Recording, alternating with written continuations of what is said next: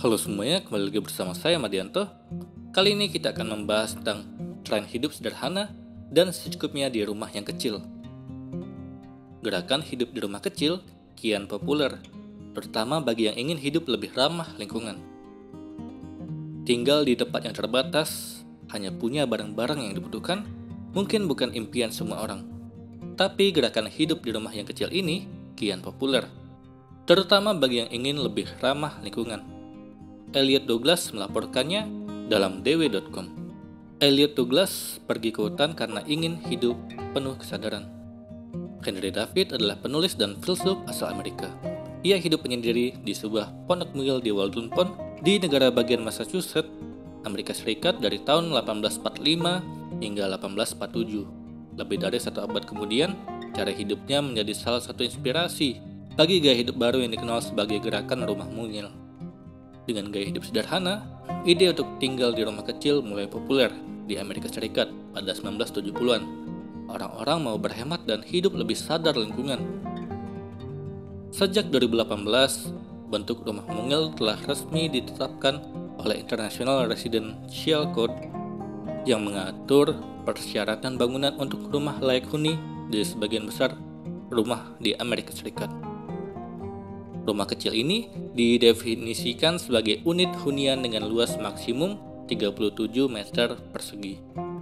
Dengan tempat tinggal yang sempit, biasanya rumah kecil ini punya dapur kecil dan ruang tamu, area tidur yang terintegrasi yang biasanya ada di loteng dan penyimpanan yang dirancang cermat. Banyak rumah kecil yang dilengkapi roda, jadi pemiliknya bisa berpindah-pindah. Tapi berbeda dengan mobil camping, rumah kecil dirancang untuk meniru dan memiliki integritas yang struktural dan sebanding dengan rumah biasa.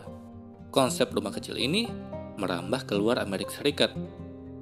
Di negara lain termasuk Jerman, tren rumah kecil lebih sering dijumpai beberapa tahun belakang.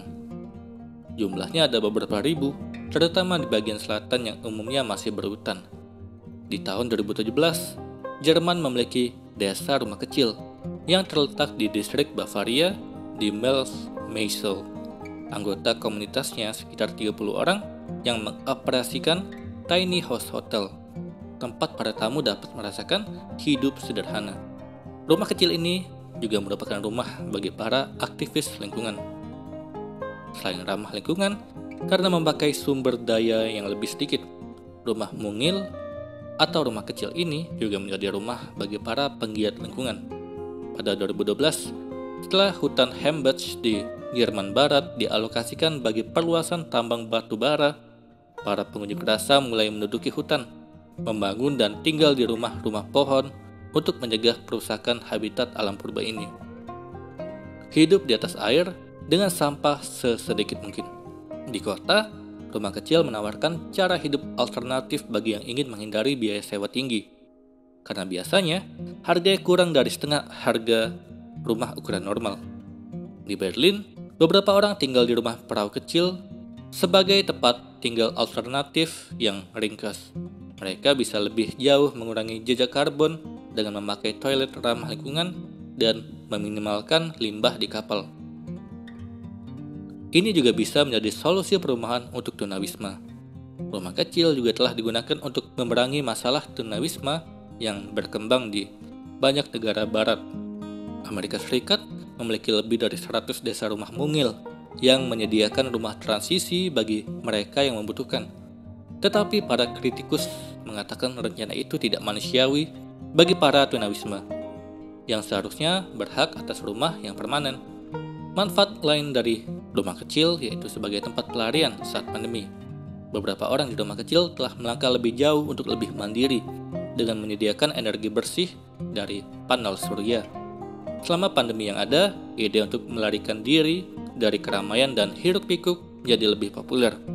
Menurut survei akhir tahun 2020, lebih dari setengah orang Amerika akan mempertimbangkan untuk tinggal di rumah yang kecil. Itulah tadi tren hidup sederhana dan secukupnya di rumah kecil. Semoga ini bermanfaat. Sekian dan terima kasih.